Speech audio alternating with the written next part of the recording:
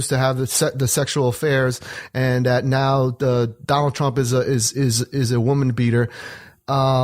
This is what they're going to have you believe. This is why I don't listen to them. This is why I depend on my listeners and my guests to fill me in, because I don't watch mainstream media, aside from the clips that I see on the internet. Mm-hmm. Yeah. You know, here's the thing, is that liberals are big on labels. Okay, liberals love labels. Mm-hmm. And because, see, the thing is, labels do a lot for them, because you don't need facts to back up a label. All you need is big emotional impact, mm-hmm. you know. Mm-hmm. And their two favorite labels are racist and war on women. Mm-hmm. Okay? Oh, Trump is in a war on women. And think about what that really means. A war on women. Why would Donald Trump, with his beautiful wife, who speaks 5 languages, and his beautiful daughter who helps to run his empire, and all of these female executives that work for him. He has more female executives working for him than male executives, and the females make more than the men do in their roles. Mm-hmm. Why in the world would someone who has all this going on literally be at war with women? I think Donald Trump likes women. Well, he was. Yeah, he does. The whole war on women thing, it's one of those things that liberals do that sounds so bad. Mm-hmm. But if you really think about it, it's complete garbage. It's thin air. It doesn't mean anything.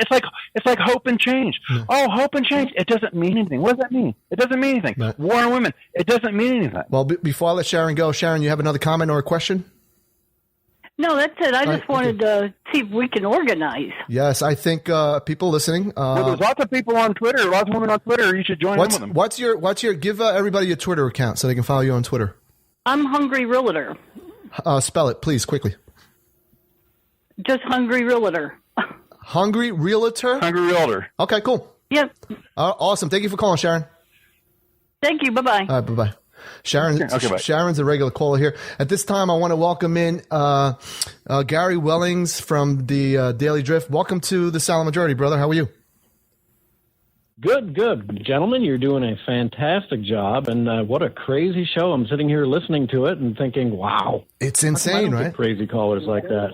It's insane, Yeah, right? A lot of thing out there today. A lot to talk about. Yeah, a lot. There's a lot to talk. And Bill, let me say, Bill, I love your tweets. I was one of your when I first got in, you were one of the first guys that came up, you and Chris, and so I've been able to follow, and I want to thank you for all the information you put out there. You do a wonderful job, too. Thanks. Try to keep it interesting and entertaining, if possible. So. Yep. So absolutely. So, Bill, quickly tell the audience, tell us about your show real quickly, and then we'll get into what's been happening. Where can people catch your show? Bill or me? Gary Wellings. Oh, Gary. It's the Drift on Saturdays on Wham Talk 1600, mm-hmm. and you can catch it at archived at thedailydrift.com, right. and again on Conservative Radio Network ICRN on Saturdays and Sunday evenings. Yes. From 7 to 8. So, yeah, I'm a and I thank you guys for getting me into that. Yeah, I'm a regular caller to his show on Saturdays. But let's talk about what's been going on. What do you think about this Corey Lewandowski quote unquote arrest? Like, if you listen to mainstream media, you would think that they ransacked his house and handcuffed him and brought him into the station house. Yeah, I'm back on March 15th. Another video came out after she made that charge, and that video showed, and I just retweeted it right now about 5 minutes ago so that people can see it. Go to @GaryDailyDrift, and there's a tweet from me that's got the video of her walking past Corey Lewandowski walking past her, and there is no pulling to the ground or grabbing her like it looks. So it's totally untrue, right. And this is a travesty that he's being charged. It's so stupid. I don't want to waste any more time on it. But let's talk about what we talk. I don't know if you were listening to the show earlier, but we spoke about this quote unquote operative that gave a sit down interview with the people at the Gateway Pundit, and he basically kind of inferred that Jeff Rowe had to do with this. They knew about this for months. I mean, I tweeted it out how they knew about that this was going to come out for months, and they were working on a way to kind of kind of put it out there, and that they gave Carly Fiorina $500K as a hush money because one of the people that works with her campaign now was one of his mistresses. What do you think about that? Yeah, that was Sarah whatever. Yes, exactly right. And everything he does, if you're not a studier of body language, just try doing it. You can watch people lie, and you can see the way they react. Mm-hmm. And the way Carly Fiorina covered up for him today while they were speaking. Mama Bear. Someone asked him if he had cheated. Yes, absolutely. And, this is pure and utter nonsense, but that's what you do when you get $500,000 cash from somebody. You try to protect them, correct? Did you see? Everything, from the tattoos and from everything else, it stinks to high heaven. And the fact that he has just come right out and not said, I have not cheated on my wife. Exactly. Is all that I need to know. I kept watching the video and I seen Carly's face she can't even believe this Ted Cruz lies. Like she's just sitting there like, I can't believe I'm lying for this guy. And then it goes, somebody made a cool clip, and then it goes to her at the end. It goes to her saying that Ted Cruz will say anything to get elected, basically that he's a liar. But at this time I want to pick up Pedro from Illinois. Welcome to the Silent Majority. You have a question or a comment? I just have a couple comments. Sure. First of all, Bill, I loved your Twitter. That's how I found this. Thank you. Second of all, I can see why Cruz lost a lot of money playing poker with the way he comes off. People just, he's probably the big fish in the game. Yeah. Third point is the Republicans just don't realize that their brand of conservatism is just dead. Right. They haven't conserved a thing. So they just haven't got it through their heads. Right. Another thing, I don't know if you guys ever read Scott Adams' blog. No, not familiar, but the creator of Dilbert, he has a blog. Okay. Yeah, he covers Trump just from his persuasive methods. Okay. Like everyone says Trump's an idiot and this and that, and they just don't realize the science behind his messaging. Right. And I just wanted to get that out there. Well, and I've mentioned this before, how Donald Trump is conservative on the most important issues at hand, which is what the GOP doesn't get. They don't get it to this day. They still don't get it that we want to close the borders. We want to put a lid on both immigration and illegal immigration. So not all of us Hispanics are. I'm Spanish too, brother. So liberals, I guess you could say. They just paint us all into one corner, and we're not like that. Exactly. I'm Hispanic too, brother. Another thing, I have an anecdotal story I'd like to tell you guys. I need to be quick because we're running out of time. Okay, there's an old lady at a polling place in our town, and she went in there, and you could see she never voted before. Mm-hmm. She said, I want a Trump ballot. They're like, ma'am, you can either have a Democrat or a Republican ballot. She says, I want a Trump ballot. The old lady just obviously had never voted before and didn't know what was going on. It was hilarious. And I just think, how many times does that happen across the country? That's awesome. I'll let you guys go. That's awesome. Thank you for calling, Pedro. I wanted to say real quickly. Thank you, Pedro. I really enjoyed that. I want to say real quickly that I think what's happening is that Trump is changing conservatism from an ideology-based, political system to a results-based political system. Right. Okay, because conservatism is going an ideology, but now he's changing it in. It's going to be about results because it doesn't do any good to be right about the ideas, but not be able to implement them. Right. I want to get Trump is going to show us how to actually implement conservatism. I want to get to two questions before I let you guys go. You listen to the Silent Majority here on New Media Patriot Radio. The number to call is 347-338-1775. I want to talk about everybody's like this Heidi Cruz. Everybody's feeling like they're playing the sympathy card with Heidi Cruz. The media is, but.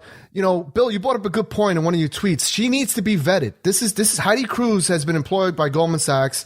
She's been part of the Council of Foreign Relations, an advocate of a new world order and one world government. She needs to be vetted. What do you feel about that, Gary? Do you think that's the case? Yeah, I would say. I mean, here's my concern.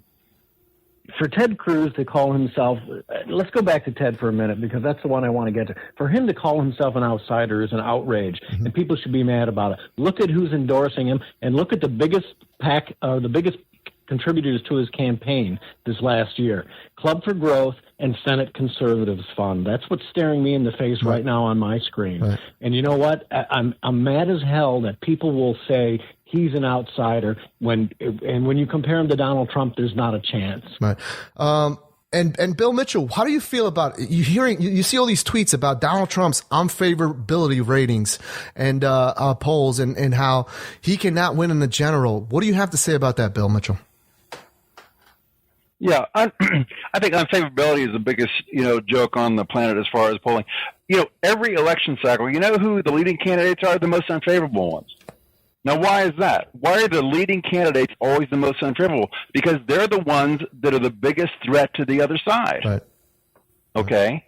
See, Donald Trump's unfavorables are high because the people that like him really like him, but everybody else is scared to death of him. So they all say, oh, I don't like him. He's unfavorable. Right. That's why a guy like Rubio could have such high favorables and lose his home state by over 20 points. Mm-hmm.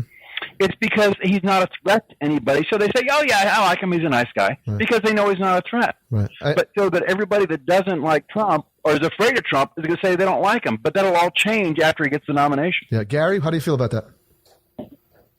Yeah, I'd say it's the same. When people, number one, you'll ask somebody in public the way they feel about a candidate. They may be too embarrassed to say that I'm voting for Donald Trump. Right. Once you're in that voting booth and nobody's there to judge you, and I think this is a good reason that Donald Trump doesn't do well in caucuses. People are a little afraid to say, yeah, I like Donald Trump and I like his values and I like what he's saying, but they don't want to be judged. Right. And so in a caucus, Donald Trump doesn't do as well as he does in the privacy of just a voting primary. Right. Quickly here, I got to pick up this call. Christy from Missouri, welcome to the Silent Majority. Hey, how are you? Good. How are you? You have a question or a comment? Quickly. We're running out of time. I am good. Yeah, I think this Michelle Fields thing is out of control. Okay. I mean, who on earth can file charges against somebody for touching them? And number one, I'm also a nurse. Mm-hmm. A bruise does not show up immediately. Right. And for her to tell the Washington Post guy that she would look, I'm already bruising, is just absolutely crazy. Yeah, but what do you say? What do you say to those that say that she? Yeah. When was that photo taken? When was that photo taken? And if bruises aren't, if bruises don't show up that quickly, how would you explain the bruise showing up on her arm if it was self-inflicted? Right. Well, she could have taken it because she didn't file charges for 3 days. So she could have taken that photo. She could have squeezed her own hand, her own arm, and it's not like she was injured. Okay, hold on, Christy. Bill, go ahead. One of the most interesting still shots, let me say this real quick. One of the most interesting still shots from the whole thing is where they show her reaching out and touching Donald Trump on the arm. Donald Trump is pulling his arm away from her, and just at that very moment, Corey Lewandowski is right in frame there, and he is looking down right at her hand as she touches him. And that's why he went and pulled her away, because he saw her reach out and touch Donald Trump's arm, and that's why he went and pulled her away. Yeah, Christy. Oh, yeah, you exactly. can see that in the still shot. And you could see in the still shot, too, that she does look like she has something in her hand. Right. Well, I think it was a pen. But anyway, Christy, I don't know what it was, but Christy, the bottom line is this. He is being threatened. His life is being threatened. They got to take every precaution necessary to keep him safe. Thank you for calling, Christy. We're running out of time. All right, thanks. All right, thanks. Guys, I want you to take this time. Gary, I want you to give everybody your Twitter account, your website, your radio again, where they can catch your show. Okay, you can catch me on Twitter at Gary Daily Drift, and you can also go to thedailydrift.com and catch my daily blogs and news aggregate. And then on Saturdays, you can catch the Drift radio show on Wham Talk 1600. You can catch that on www.whamradio.com. Mm-hmm. And then again, we're also on ICRN every Saturday and Sunday evening at 7. The new home of Conservative Talk Radio. And Bill Mitchell, go ahead, give us your info there, where they can catch your YouTube channel and all that stuff. Yeah, Bill Mitchell, and my Twitter handle is at Mitchell VII. That's MITCHELL VII, like the Roman numeral 7. Awesome, and I've also got a go ahead. A YouTube channel too. Go ahead, brother. A YouTube channel. Where? Bill Mitchell? YouTube channel too. Is Bill Mitchell, yeah. Awesome. I'm sorry I'm rushing you guys. It just should be under Bill Mitchell, yeah. Awesome. I'm sorry I'm rushing you guys, but we got to get out of here. I've been your host, Chris. I want to thank all my guests and all the callers for calling in to New Media Patriot Radio here for the Silent Majority. And again, if you want to be a guest on the show, email us at newmediapatriotradio. And I want to thank ICRN, the new home, conservativeradionetwork.com, the new home for conservative talk. Check them out. They have a slew of other shows there. And I just want to end this by saying, like what I always end the show with, in the words of Ronald Reagan, it's time for choosing. So long, everybody.